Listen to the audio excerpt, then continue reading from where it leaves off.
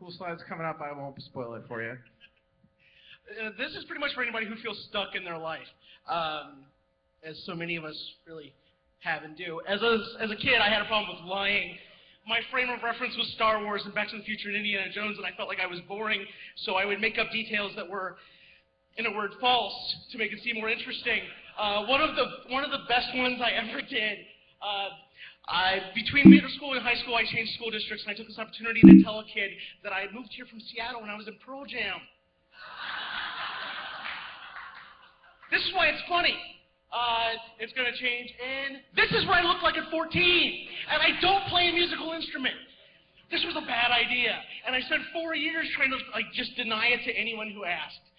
Really hope none of them are here tonight or watching online. Might have been a mistake, but I wanted an interesting life.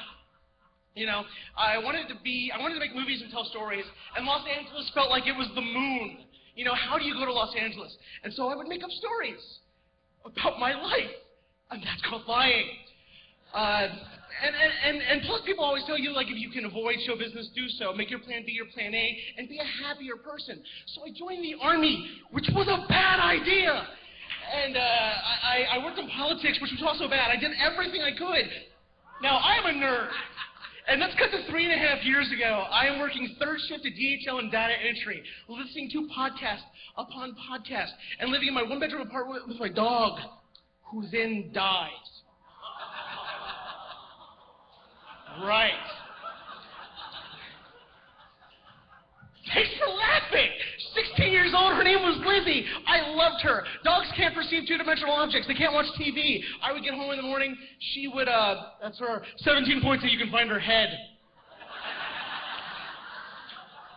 She wouldn't watch TV. She would wander. But if I was watching Friday Night Lights, she would jump up, or I would put her next to me. She would put her head on my leg, and she would watch it with me.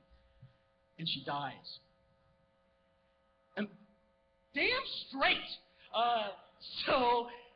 So following weekend, I'm watching Friday Night Lights for the first time alone. I'm feeling that absence, and I think, if I'm doing this at 31, I'm going to blow my brains out. Too soon? But I don't want to blow my brains out. I'm not a suicidal guy. I'm Adam Stovall. I kick ass. So I decide, F Cincinnati, I'm getting the hell out. Los Angeles ain't that far away. Took some time off work, took a trip, and guess what? I love Los Angeles. It's magic. They don't care about anything. And you can, like, make movies, and they can do whatever. So I came back here from my trip, and I said, I'm moving. And I didn't have a plan to move. I didn't have a job, but I did it by saying I would. And I get out there. Actually, this is really funny. When I got there, when I moved, when the movers got my stuff, I didn't have an address to give them. So I said, get there, call me, I'll have it then. So I get to Los Angeles, and it's magical. Now, like I said, podcasts. My favorite one was the Creative Screenwriting Podcast, where they do Q&As. They show a movie, and then they host the screenwriter, filmmakers. I love this thing. And so when I got there, I emailed the guy and said, can I help out? I did that for 8 months, and then I got to write an article for the magazine. And they liked it. I know, right? I've been reading this damn thing for like a decade, and I get to be a writer. The second movie I covered was The Hurt Locker. Hell yeah! So I did that. And then another article led to a PR firm that said, can you write web copy? I can't write web copy. I don't even know what it is. But I said yes, which was a lie. And they liked it. So I got paid. And then they had me write an acceptance speech. And they're like, can you do that? Hell yeah! Which was a lie. But they liked it, and I wrote some more. And I wrote one for Morgan damn Freeman, people. Morgan Freeman has written a speech that I wrote. Beyond this, I've written for Backstage Magazine now. I continue to write for Creative Screenwriting. I've gotten to meet so many of my heroes. They say, don't do that.